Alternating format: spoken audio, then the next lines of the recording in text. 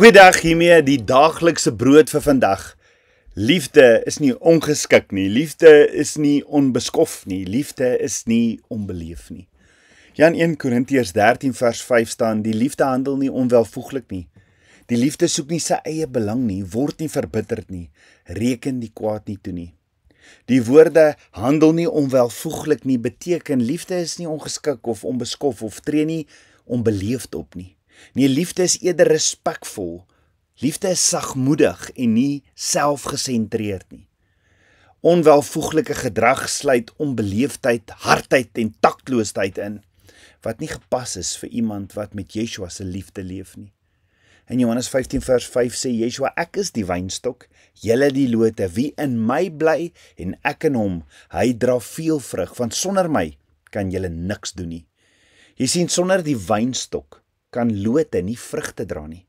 Sonder die wynstok kan lote dood. Want hulle kry nie al die sap van die wynstok af nie. Hulle kry nie voeding van die wynstok nie. Hulle kry nie lewe van die stam af nie. As Yeshua sê bly in my, beteken dit om in voortdurend verhouding en verbondheid, in verbond met Yeshua te leef, deur gebed, goeie kommunikasie, enige verhouding, enige verbond werk met goeie kommunikasie. So om in verbond te bly met Yeshua is deur gebed, deur hom te gehoorsaam, want as ek hom gehoorsaam, as ek hom lief, deur die woord te bestudeer, want as ek die woord bestudeer, dis die hoogste vorm van aanbidding, en deur geloof. Jy sien, dis 'n wederkerige verhouding. As jy in hom bly, bly hy in jou. En daardie verhouding is die bron van alle geestelike lewe. Want sien, ware vrug kom net as jy in verbond bly met Yeshua. Net soos 'n tak nie self vrug kan produseer nie, net soos wat hy nie kan blom nie, as hy nie in die wynstok is nie. Die punt is, sonder Yeshua kan ons geen blywende geestelike vrug voortbring nie. So, as Yeshua in jou is, sal jy vrug dra. Praat jy met respek, selfs as jy verskil van iemand. Jy vermy snedigheid, jy vermy sarkasme, jy doen nie kritiek nie, of harde woorde wat ander mense seermaak nie. Jy dink hoe jou gedrag by ander oorkom. Jy laat ander nie skaam of klein laat voel nie, minderwaardig laat voel nie. Nee, die woord leer ons, jy is bedagsaam, jy is sagmoedig en nederig in optrede en in jou houding. Is jy nederig. Om onwelvoeglik op te tree, onbeleefd en ongeskik, weerspieël nie Yeshua nie. Want dan's Yeshua se liefde nie in jou nie. En dit weerkaats dan eerder trots, selfsug en emosionele onvolwassenheid. En daardie trots is die karaktereienskappe van die vyand. Onwelvoeglike gedrag, hierdie welvoeglike gedrag van die vyand dis wat jy doen as jy ander afkraak. As jy ander onderbreek of jy val hulle in die rede.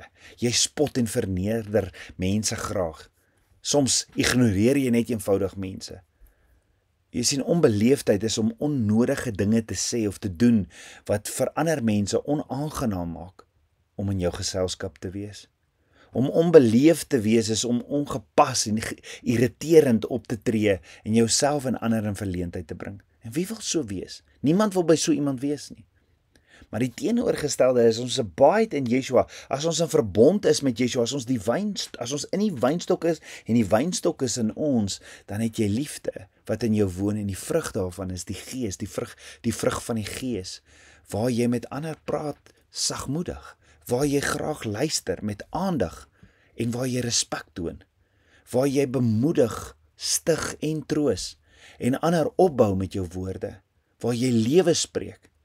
Jy is teenwoordig en wys altyd belangstelling, want jy gee om, soos wat Yeshua omgee. Wat was heeltyd in Yeshua se gedagtes toe op aarde was? Die mens. Yeshua het gestop, hy was nooit te besig. Hy het selfs 'n ompad gevat, want hy is om by die vrou by die put te kom. Hy het gestop toe hy van Jericho op pad was, Jerusalem toe vir die blinde man wat uitskree na hom toe. Jy sien, Johannes die Doper sê dit so mooi en hy sê dit so hard en reguit, sê hy in Matteus 3 vers 8, dra dan vrugte wat by die bekering pas. As jy Yeshua aanvaar het, dan kom lewe hy binne in jou. Dra daardie vrug. As Yeshua wat liefde is in jou is, dan gaan jy nie onbeskof van hart wees nie. Jy gaan nie mense verbaal abuse nie. En as ons met Yeshua se liefde leef, sal ons maniere, ons houding en woorde dit wys. Ons gaan met respek ander hanteer, met sagtheid en waardigheid. Paulus sê in Efesiërs 4 vers 29, laat geen vuil woorde uit julle mond uitgaan nie, maar net goeie woorde wat nuttig is tot opbouing. So die kern van die saak is dat ware liefde op sy manier let. Jy sien die probleem is, ons kan maklik voorgee, nee, ons kan maklik voorgee en net vriendelik wees wanneer dit ons pas. Jy sien, oor die algemeen verskil die etiket wat jy by die huis handhaaf, baie van wanneer jy tussen vriende of selfs by die kerk is of tussen vreemdelinge is. Jy is dalk baie bitsig en onbeskof en onbeleefd by die huis, maar wanneer die voordeurklokkie lui, maak jy dit vriendelik en glimlaggend oop. Nee, Yeshua is nie in ons net by die kerk nie, hy's by ons orals, hy's nie net in ons, ons is nie net 'n bite in hom wanneer ons kerk toe gaan of wanneer ons tussen vreemdelinge is nie, ook by ons familie. Waar jy by jou familie is, daar is Yeshua ook in ons en daar is daai liefde ook. As Yeshua in jou is, draai jy vrugte van die Gees oral saam met jou. So toets jouself vandag bietjie met hierdie vraag. Hoe voel jou familie oor die manier waarop jy in hul geselskap praat en optree? Hoe beïnvloed jou gedrag jou mense saam met wie jy bly? Wat 'n gevoel van eie waardigheid en selfbeeld is daar? Sal jou familie sê jy is 'n seun of dat jy eerder neerhalend en 'n verleentheid is?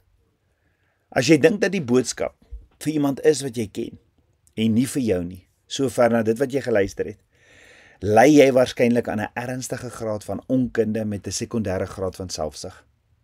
Want onthou, die liefde is nie onbeleefd nie, maar verhef jou tot 'n hoër standaard. Ons wil groei in daai liefde.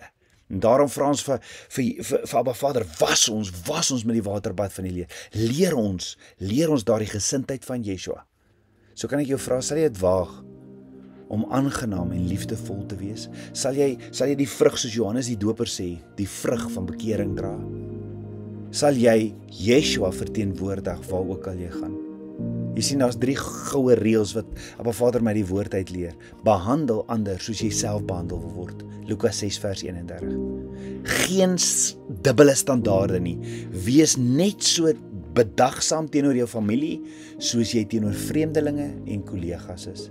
En respekteer ander mense se versoeke. Luister na mense. Kom ons bid saam.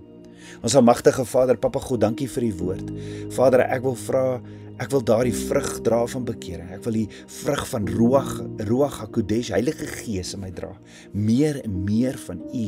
Meer en meer van U. Kom deur grond my hart en toets my en wys my en vul my. Maak my leeg van myself en vul my vol met U liefde en die vrug van die Gees. Meer en meer van U. Ek bid dit alles in Yeshua HaMashiach se naam, die seun van Yotevaweh. Amen. Shalom.